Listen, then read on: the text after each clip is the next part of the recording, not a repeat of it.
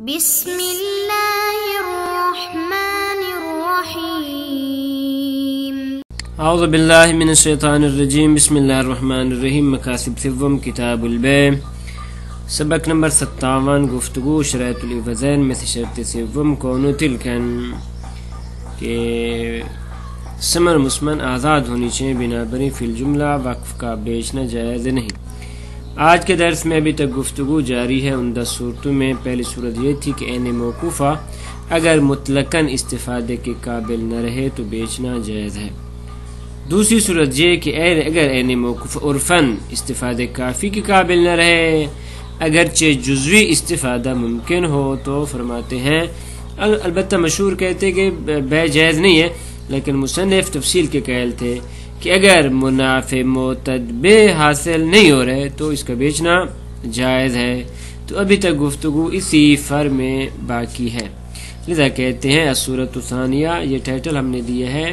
تاکہ یہ سمجھ آ جائے کہ گفتگو کہاں پہ ہے۔ صور جواز بیع الوقف، اس نے سورہ ثانیہ میں گفتگو ہے کہ یخرب بحیث یسکت عن الانتفاع المعتد به۔ تو آج جناب علامہ ہلی رحمۃ اللہ علیہ ان کا قول نقل فرما رہے ہیں، اور اسی طرح جناب صاحب جواہر ان کا قول اور پھر اس قول کی رد بیان فرما رہے ہیں، لذا کہتے ہیں بل ظاہر المختلف۔ اچھا، یہ یہاں پہ بال ترقی کے لیے، کیونکہ اس سے پہلے گفتگو کے علماء کی شہرت موجود ہے، شہرت فتوائی کہ اس دوسری صورت میں بیچنا جائز نہیں ہے۔ تو اب یہاں فرماتے ہیں علامہ ہلی رحمۃ اللہ علیہ نے شہرت تو کیا، اس کو اتفاق قرار دیا اور اجماع قرار دیا ہے، لذا کہتے ہیں بل ظاہر المختلف، آگے آ جائے گا الاتفاق علی المن، بل ظاہر المختلف الاتفاق علی المن۔ علامہ ہلی رحمۃ اللہ علیہ کے کلام کا ظاہر اس میں ہے کہ اس کا بیچنا ممنوع ہے، کس صورت میں اذا حصل فی انتفاع ولو قلیلا، کہ اگرچہ تھوڑا بہت انتفاع بھی حاصل ہو سکتا ہو، مثلا کس طرح کما یظہر من التمثیل بجعل جسرا، جیسا کہ انہوں نے تمثیل بیان کی تھی کہ اگر اس نخلا کو بطور پل استعمال کیا جا سکتا ہے تو فرماتے ہیں پھر بھی اس کا بیچنا جائز نہیں، اور اس پہ اتفاق ہے۔ البتہ جناب علامہ ہلی رحمۃ اللہ علیہ اور جناب شیخ توسی رحمۃ اللہ علیہ کے کلام کو لفظی بھی قرار دیا ہے، کس نے؟ جناب علامہ ہلی رحمۃ اللہ علیہ کہ حیث جعل النزاع بین الشیخ والہلی لفظیا، کہ انہوں نے شیخ توسی کے جو جواز کے قائل تھے اور علامہ ہلی کے جو عدم جواز کے قائل ہیں، اور ان کے درمیان جو نزاع ہے، فرماتے نزاع لفظی ہے، کس طرح کہ حیث نزل تجویز الشیخ علی صورت عدم امکان انتفاع به فی منفعۃ اخری، کہ علامہ ہلی رحمۃ اللہ علیہ فرماتے ہیں کہ یہ جو شیخ نے فرمایا ہے کہ جائز ہے، وہ اس وجہ سے ہے کہ اس سے انتفاع ممکن نہیں اور دوسری منفعت بھی اس سے حاصل نہیں ہو سکتی، درحالانکہ ہم یہ کہہ رہے ہیں کہ اسے اگر دوسری منفعت حاصل ہو رہی ہے تو فرماتے ہیں بیچنا جائز ہے۔ بنا بنی شیخ توسی علیہ رحمہ اور علامہ ہلی رحمۃ اللہ علیہ کے درمیان نزاع لفظی قرار پائے گا۔ پھر فرماتے ہیں نام لو کان قلیلا فی الغایہ، کہ اگر اتنا کم انتفاع ہے کہ بحیث یلحق بالمعدوم، کہ یہ معدوم کے ساتھ ملحق ہو رہا ہے، تو امکن الحکم بالجواز، تو جواز کا حکم ممکن ہے کہ یہاں پر بیچنا جائز ہو مثل صورت اول کے۔ کیونکہ اس صورت میں وہ ادلہ، 2 دلیلوں کا ذکر کیا ہے کہ جو فرماتی ہے بیچنا جائز نہیں، ہم کہیں گے کہ ان کا انصراف ہماری اس حالت کی طرف نہیں ہے۔ جی ہاں، کیوں؟ لانصراف قول علیہ السلام لا یجوز شراء الوقف، کہ یہ جو جناب کا فرمان ہے کہ وقف کا بیچنا جائز نہیں، یہ الی غیر هذه الحالہ، اس حالت سے منصرف ہے، کیونکہ اس حالت میں تو فرماتے ہیں اصلا مطلقاً منفعت حاصل نہیں ہو رہی مثل صورت اول کے، تو فرماتے ہیں اس صورت میں بیچنا جائز قرار پائے گا۔ اور اس طرح یہ جو دوسری دلیل پیش کی جاتی ہے کہ وقف کیا ہوتا ہے؟ حبس العین و تسبیل المنفعہ. تو یہاں پہ فرماتے جب منفعت موجود نہیں تو پس حبس عین کیسے ہوا؟ پس وقف ختم ہو جائے گا. تو اس کا جواب بھی انہوں نے یہاں پہ پیش کیا ہے کہ اس صورت میں یہ جو وفا ہے یہ اس صورت میں کہ جب اسے معتد منفعت حاصل ہو رہی ہو، در حالانکہ اگر بالکل منفعت ختم ہو جائے تو اس صورت میں بیچنا جائز ہے.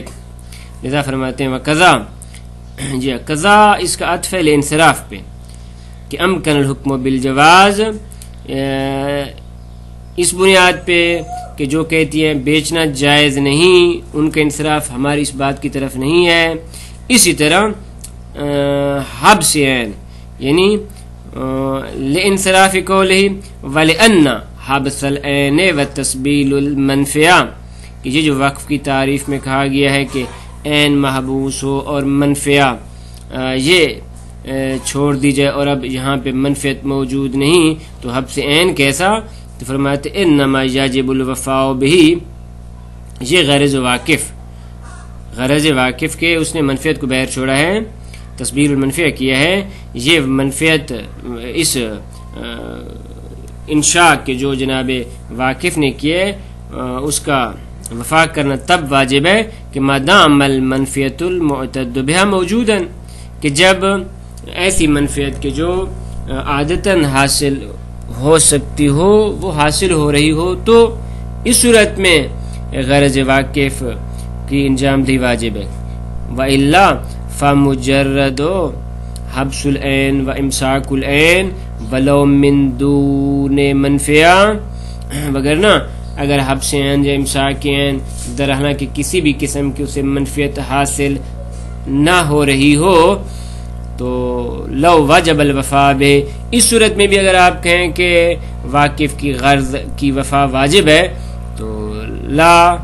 مونع عن البیع فی صورت الاولی، تو بس پہلی صورت میں بھی بیع ممنوع ہونی چاہیے، درہنا کہ وہاں پہ تمام کے اتفاق ہے کہ وہاں پہ بیچنا جائز ہے تمام. اس کے بعد اسی حکم کی ایک فار پیش کر رہے ہیں کہ جی ثم ان الحکم المذکور جارن، حکم مذکور یعنی صورت ثانیہ والا حکم کہ اگر اسے معتد منفعت بھی حاصل نہیں ہو رہی تو پھر بیچنا جائز ہے. فرماتے جارن، یہ حکم جاری ہوتے فیما اذا صارت منفعت الموقوف قلیلا لعارض آخر غیر الخراب، خرابی کے علاوہ کوئی اور عارضہ لاحق ہو گیا جس کی بنیاد پہ یہ منفعت انتہائی کم ہو گئی ہے. مثلا کس طرح کہ اصلاً وہ شہر ختم ہو گیا، شہر کی اکثریت چھوڑ کے چلی گئی تو وہاں پہ جو دکان بطور وقف دی تھی تاکہ اسے منفعت حاصل ہو جائے تو اب وہ انتہائی قلیل منفعت والی بن چکی ہے. تو فرماتے وہاں پر بھی چونکہ منفعت معتد حاصل نہیں ہو رہی بیچنا جائز ہے. دلیل اس کی فرماتے وہی جو پہلے گزر چکی ہے، لے جریان نماز کرنا فی ہے، کیونکہ اس میں وہی جاری ہوتے جو اوپر ہم نے بیان کیا ہے. وہ جو دو دلیلیں ذکر کی تھیں کہ جناب نے فرمایا کہ لا یجوز شراء الوقف، وہ یہاں پہ جاری نہیں ہوگا، اور اس طرح حبس العین و تسبیل المنفعہ وہ بھی یہاں پہ جاری نہیں ہوگا. اس کے بعد جناب صاحب جواہر رحمۃ اللہ علیہ کے قول کو ذکر کرتے ہیں اور پھر ان کو رد کرتے ہیں. ثم انک قد عرفت فیما سبق، پہلے آپ جان چکے ہیں کہ انہ ذاکر بعض سے مراد جناب صاحب جواہر ہے کہ جناب صاحب جواہر نے فرمایا کہ ان جواز بیع الوقف، کہ وقف کا بیچنا جائز نہیں الا ما بطلان الوقف، مگر یہ کہ پہلے وقف کو باطل کر دیا جائے، یعنی وقف باطل ہو جائے تب جا کے اس کی بیع جائز ہے. رفتہ واجب النظر فیہ، اور اس کے بارے میں ہم نے پہلے مفصل گفتگو کی تھی کہ آپ کی کیا مراد ہے. آیت سے مراد آثار وقف ہیں تو لا محصل الی آخر، یہ گفتگو پہلے ہو چکی. اس کے بعد فرماتے ہیں جناب صاحب جواہر نے سورت اولی میں بطلان وقف کی توجیہ بیان کی ہے اس بنیاد پہ کہ وہ جو شرط جس کی رعایت کرنی چاہیے تھی، واقف کی جانب سے جو شرط رکھی گئی جس کی رعایت کرنی چاہیے تھی وہ شرط موجود نہیں ابتداءً و استدامتاً، تو اس صورت میں فرماتے ہیں وقف صورت اولی میں باطل ہو جائے گا، لیکن اس کا بیع کرنا جائز ہے. تو اس کے جواب میں جناب شیخ انصاری رحمۃ اللہ علیہ 4 دلیلیں پیش کر رہے ہیں اس توجیہ کو باطل کرنے کے لیے. ثم وجہ سے مراد یعنی جناب شیخ جواہر نے شیخ یا صاحب الجواہر نے وجہ توجیہ بیان کی ہے صورت اولا میں بطلان وقف کی. کیوں کہ بفوات شرط الوقف المراعى فی الابتداء والاستدامہ، کہ پہلی صورت میں واقف کی جانب سے دی گئی شرط وقف کی جس کی رعایت کرنا ابتدان اور استدامتاً واجب تھی وہ ختم ہو رہی ہے. اور وہ شرط کیا تھی؟ وہ یہ تھی کہ وہ کون العین مما ينتفع بها ما بقایا عینا، کہ عین ایسی چیزوں میں سے ہونی چاہیے کہ جس سے انتفاع حاصل ہو جب تک وہ عین باقی ہے. تو چونکہ صورت اولا میں فرماتے ہیں یہ شرط ختم ہو گئی لہذا وہاں پہ بیچنا جائز ہے. تو فرماتے ہیں اس میں جو اشکالات ہیں یہ نمبر 1 وَفِيهِ مَا عَرَفْتَ سَابِقًا مِنْ أَنَّ بُطْلَانَ الْوَقْفِ بَعْدَ انعقاده صحیحا لا وجہ له فی الوقف المعبد، کہ بھئی جب وقف صحیح طریقے سے منعقد ہو چکا ہے تو اس کے بعد پھر آپ کا کہنا کہ جی وقف باطل ہے، تو فرماتے ہیں وقف معبد میں اس کی کوئی توجیہ نہیں بنتی، کوئی دلیل نہیں ہے. یہ ایک. دوسرا مَأَنَّهُ لَا دَلِيلَ عَلَيْهِ، اس توجیہ پہ جو آپ نے جو توجیہ بیان کیا ہے اس پہ کوئی دلیل موجود نہیں ہے. 2. تیسرا مضافاً الی انہ لا دلیل علی اشتراط الشرط المذکور فی الاستدامہ، کہ یہ جو آپ نے شرط کا ذکر کیا ہے یہ شرط بصورت استدامتاً اس پہ کوئی دلیل موجود نہیں ہے. کیوں کہ فإن الشروط فی العقود الناقلہ یکفی وجودها حین الناقل، کہ فرماتے ہیں جب وہ عقود کہ جو ناقلہ ہیں ان میں رکھی جانے والی شروط فرماتے ہیں ان کا صرف ہین نقل ہونا کافی ہے، ہین نقل ہونا کافی ہے، استدامتاً ضروری نہیں. فإن الشروط، وہ شروط کے جو عقود ناقلہ میں رکھی جاتی ہیں کافی ہے کہ وجود ان شروط ہین الناقل، ہین ناقل میں. کیوں کہ فإنه قد يخرج المبيع عن المالية ولا يخرج بذلك عن ملك المشتری، کیونکہ کبھی کبھار مبیع مالیہ سے نکل جاتی ہے لیکن ملک مشتری سے نہیں نکلتی. اور چوتھی وجہ، یہ تو تیسری ہو گئی، چوتھی وجہ کہ ما ان جواز بیعہ لا یوجب الحکم بالبطلان، کہ اگر ہم یہ کہہ رہے ہیں کہ اس صورت ثانیہ میں بیچنا جائز ہے، یا وہی صورت اولیٰ کی انہوں نے توجیہ بیان کی تھی نا جی، صورت اولیٰ میں جب ہم کہہ رہے ہیں کہ اس کا بیچنا جائز ہے تو یہ اس حکم کا موجب نہیں کہ وقف باطل ہو رہا ہے. کیوں؟ بل یوجب خروج الوقف عن اللزوم الى الجواز، بلکہ یہ جواز بیع یہ کہہ رہا ہے کہ وقف لزوم سے جواز میں داخل ہو چکا، کما تقدمہ، جیسے کہ اس کے بارے میں بھی گفتگو مفصل ہو چکی، تمام شد. اس کے بعد مزید جناب صاحب جواہر کی کلام ذکر